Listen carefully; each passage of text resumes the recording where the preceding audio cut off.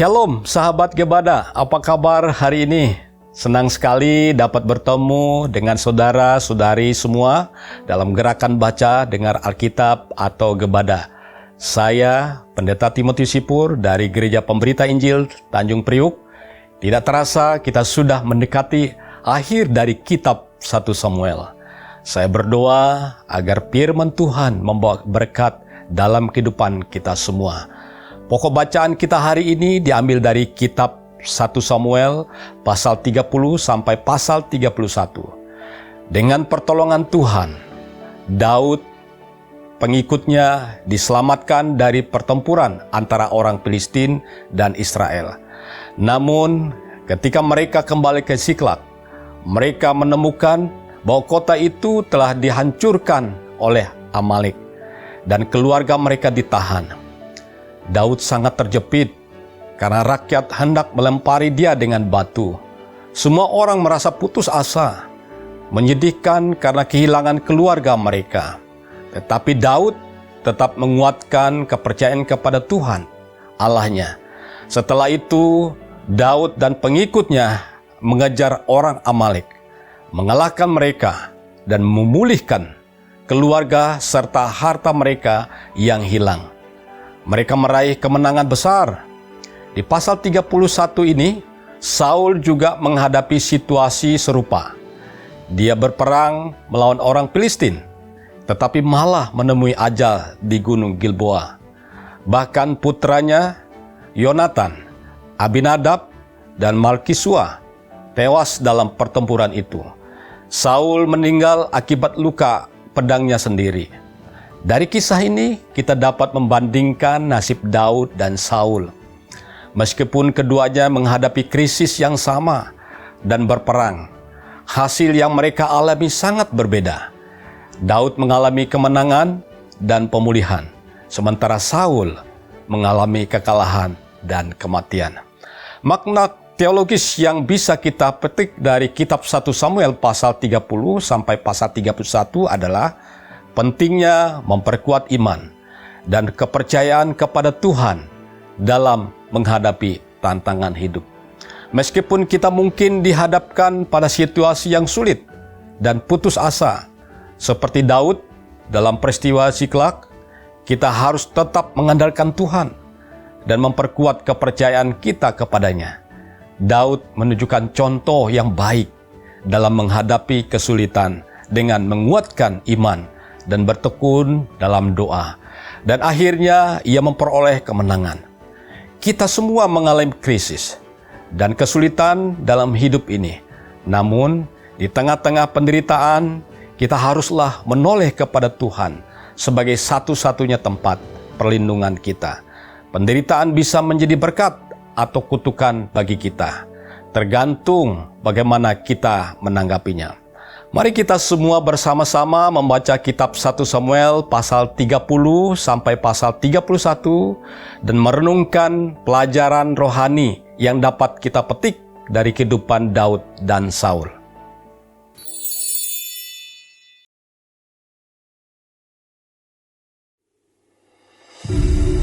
Ketika Daud serta orang-orangnya sampai ke Siklag pada hari yang ketiga, orang Amalek telah menyerbu tanah Negeb dan Siklag.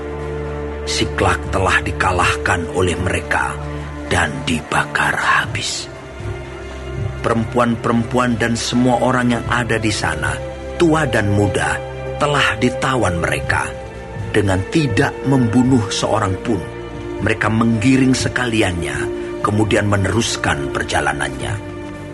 Ketika Daud dan orang-orangnya sampai ke kota itu, tampaklah kota itu terbakar habis, dan istri mereka serta anak mereka yang laki-laki dan perempuan telah ditawan. Lalu menangislah Daud dan rakyat yang bersama-sama dengan dia itu dengan nyaring, sampai mereka tidak kuat lagi menangis.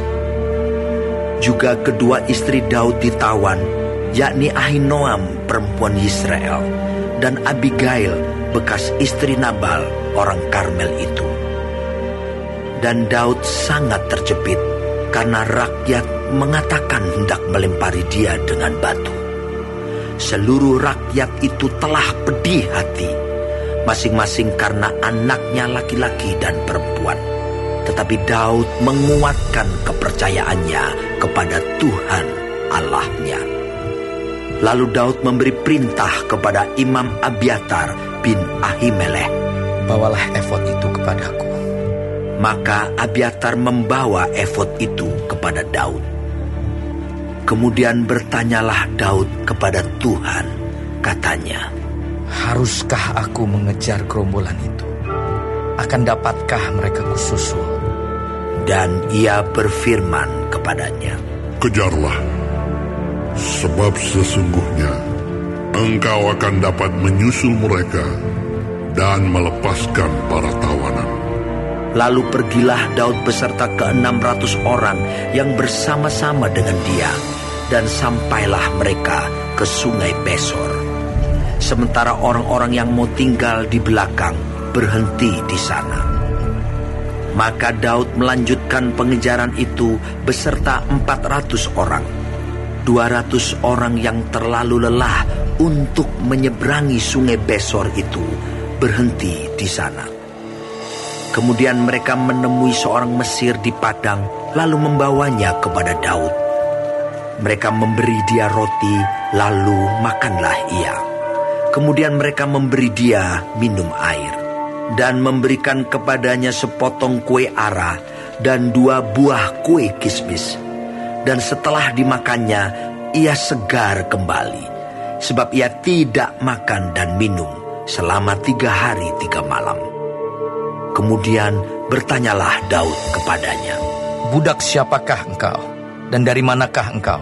Jawabnya, "Aku ini seorang pemuda Mesir, budak kepunyaan seorang Amalek. Tuanku meninggalkan aku karena 3 hari yang lalu aku jatuh sakit. Kami telah menyerbu tanah Negeb orang Kreti dan daerah Yehuda dan tanah Negeb Kaleb, dan Ziklak telah kami bakar habis." Daud bertanya kepadanya, "Dapatkah engkau menunjuk jalan kepadaku ke gerombolan itu?" Katanya, "Bersumpahlah kepadaku demi Allah, bahwa engkau tidak akan membunuh aku dan tidak akan menyerahkan aku ke dalam tangan tuanku itu. Maka aku akan menunjuk jalan kepadamu ke gerombolan itu." ia menunjuk jalan kepada Daud ke sana, dan tampaklah orang-orang itu berpencar-pencar di atas seluruh daerah itu, sambil makan, minum, dan mengadakan perayaan karena jarahan yang besar yang telah dirampas mereka dari tanah orang Filistin dan dari tanah Yehuda. Dan pada keesokan harinya, Daud menghancurkan mereka dari pagi-pagi buta sampai matahari terbenam. Tidak ada seorang pun dari mereka yang lolos, kecuali 400 orang muda yang melarikan diri dengan menunggang unta. Daud melepaskan semua apa yang dirampas oleh orang Amalek itu. Juga kedua istrinya dapat dilepaskan Daud. Tidak ada yang hilang pada mereka, dari hal yang kecil sampai hal yang besar, sampai anak laki-laki dan anak perempuan, dan dari jarahan sampai segala sesuatu yang telah dirampas mereka. Semuanya itu dibawa Daud kembali. Daud mengambil segala kambing domba dan lembu. Semuanya itu digiring mereka di hadapannya, serta berkata, "Inilah jarahan Daud." Ketika Daud sampai kepada ke-200 orang yang telah terlalu lelah untuk mengikuti Daud, yang telah dibiarkannya tinggal di dekat sungai Besor, maka keluarlah orang-orang ini menyongsong Daud dan menyongsong rakyat yang bersama-sama dengan dia. Daud mendekati orang-orang itu dan memberi salam kepada mereka. Kemudian mulailah berbicara semua orang jahat dan orang dursila di antara orang-orang yang ikut pergi bersama-sama dengan Daud itu. Katanya, "Karena mereka tidak ikut pergi bersama-sama dengan kita, janganlah kita berikan kepada mereka apa-apa dari jarahan yang kita selamatkan itu, kecuali kepada masing-masing mereka, istrinya dan anak-anaknya. Itu boleh mereka bawa, dan biarlah mereka pergi. Tetapi Daud berkata, "Janganlah kamu, saudara-saudaraku, berbuat demikian dengan apa yang diberikan Tuhan kepada kita, sebab Ia telah melindungi kita dan menyerahkan ke dalam tangan kita gerombolan yang menyerang kita. Siapa yang mau mendengarkan kamu dalam perkara ini? Sebab bagian orang yang tinggal di dekat barang-barang adalah sama seperti bagian orang yang pergi berperang. Itu akan dibagi sama-sama." Dan demikianlah halnya sejak hari itu dan seterusnya. Hal itu ditentukannya menjadi ketetapan dan peraturan bagi orang Israel sampai sekarang. Ketika Daud sampai ke Ziklag, dikirimnyalah sebagian dari jarahan itu kepada para tua-tua di Yehuda, kepada teman-temannya dengan pesan, "Inilah pemberian kepadamu dari jarahan yang dirampas dari musuh Tuhan." yakni kepada yang di Betel, kepada yang di Ramot di tanah selatan, kepada yang di Yatir, kepada yang di Aroer, kepada yang di Sifmot, kepada yang di Estemoa, kepada yang di Rahal, kepada yang di kota-kota orang Yerahmeel, kepada yang di kota-kota orang Keni, kepada yang di Horma, kepada yang di Bor Asan, kepada yang di Atah, kepada yang di Hebron, dan kepada segala tempat di mana Daud dengan orang-orangnya mengembara.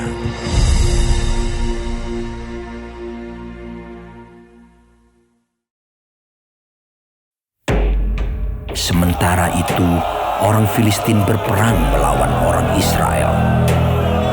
Orang-orang Israel melarikan diri dari hadapan orang Filistin, dan banyak yang mati terbunuh di pegunungan Gilboa. Orang Filistin terus mengejar Saul dan anak-anaknya dan menewaskan Yonatan, Abinadab, dan Malkisua, anak-anak Saul. Kemudian makin beratlah pertempuran itu bagi Saul. Para pemanah menjumpainya dan melukainya dengan parah. Lalu berkatalah Saul kepada pembawa senjatanya, "Handuslah pedangmu dan tikamlah aku, supaya jangan datang orang-orang yang tidak bersunat ini menikam aku dan memperlakukan aku sebagai permainan." Tetapi pembawa senjatanya tidak mau, karena ia sangat segan. Kemudian Saul mengambil pedang itu dan menjatuhkan dirinya ke atasnya. Ketika pembawa senjatanya melihat bahwa Saul telah mati, ia pun menjatuhkan dirinya ke atas pedangnya, lalu mati bersama-sama dengan Saul. Jadi Saul, ketiga anaknya, dan pembawa senjatanya, dan seluruh tentaranya sama-sama mati pada hari itu. Ketika dilihat orang-orang Israel yang di seberang lembah dan yang di seberang sungai Yordan, bahwa tentara Israel telah melarikan diri, dan bahwa Saul serta anak-anaknya sudah mati, maka mereka meninggalkan kota-kota mereka lalu melarikan diri juga. Kemudian datanglah orang Filistin dan menetap di sana. Ketika keesokan harinya orang Filistin datang merampasi orang-orang yang mati terbunuh itu, didapati mereka Saul dan ketiga anaknya tergelimpang di pegunungan Gilboa. Mereka memancung kepala Saul, merampas senjata-senjatanya, dan menyuruh orang berkeliling di negeri orang Filistin untuk menyampaikan kabar itu di kuil berhalanya dan kepada rakyat. Kemudian mereka menaruh senjata-senjata Saul di kuil Asitoret, dan mayatnya dipakukan mereka di tembok kota Bet-Sean. Ketika penduduk Yabes Gilead mendengar tentang apa yang telah dilakukan orang Filistin kepada Saul, maka bersiaplah segenap orang gagah perkasa. Mereka berjalan terus semalam-malaman, lalu mengambil mayat Saul dan mayat anak-anaknya dari tembok kota Bet-Sean. Kemudian pulanglah mereka ke Yabes dan membakar mayat-mayat itu di sana. Mereka mengambil tulang-tulangnya lalu menguburkannya di bawah pohon tamariska di Yabes. Sesudah itu, berpuasalah mereka 7 hari lamanya.